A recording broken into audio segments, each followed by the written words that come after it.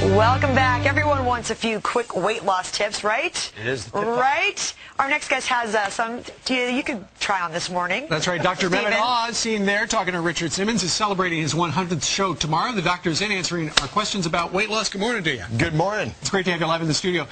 Last time you were here, you brought something and you kept it underneath a blue thing like that. It We've looks like seen you your brought show. We know what's about to happen here. Right. Well, let's start off with the basics. Our 100th show is all about getting diet tips. Okay. Right? So tomorrow, and the reason we got these tips is people who lost a lot of weight, and everyone lost 100 pounds, wow. They know how to do it. So we start off with a very basic idea of how important is the waist size. And the waist size is important because this is the omentum. Now, that's about the size of your omentum. Hold it like that. What is your omentum? The omentum is what's underneath your waistline. That's why we measure your belly fat, and we want to make sure... This is real? That's real. That's a pot belly. Yeah. Let me show you. If you've got 2 extra inches, so the average female should have about a 32.5-inch waist. Average guy, 35-inch waist. Okay. But if you've got 2 inches extra... Oh, you've got this. Steve, come over here, Steve. Come over here and hold it. Come on now. Come on, Peter, you want to help a little bit? Now, Julie, compare these. I can hold my own. You can hold my own.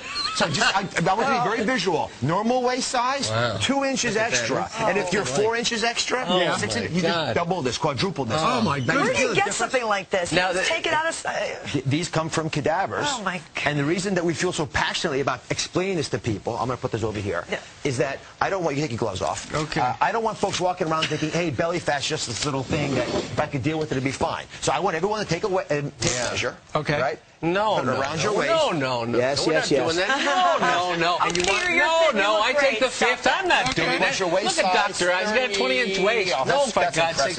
A 33.5-inch waist. Oh, nice, Now, here's the deal. Steve. You want your height to be twice your waist and no more. So if you're, how tall are you?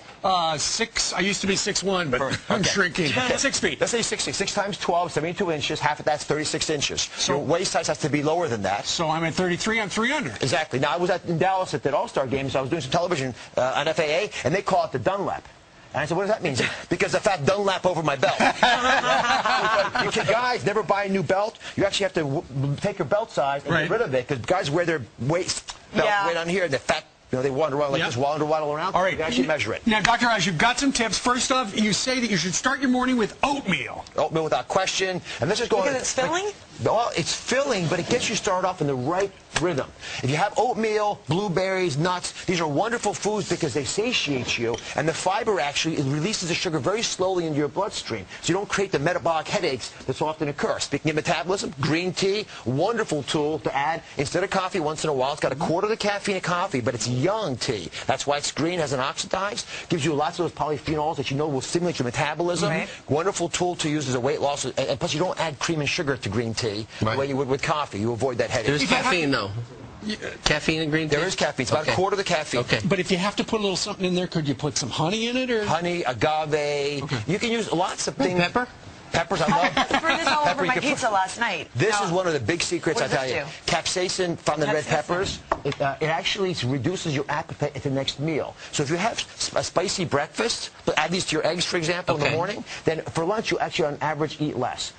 Big secret folks don't realize, when we were growing up, we had this size plates. Eating food. This is a 9-inch plate, right?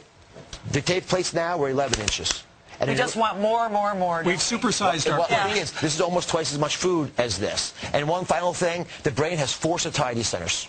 They are satiety centers and desires for water, for food, for sex, and for sleep.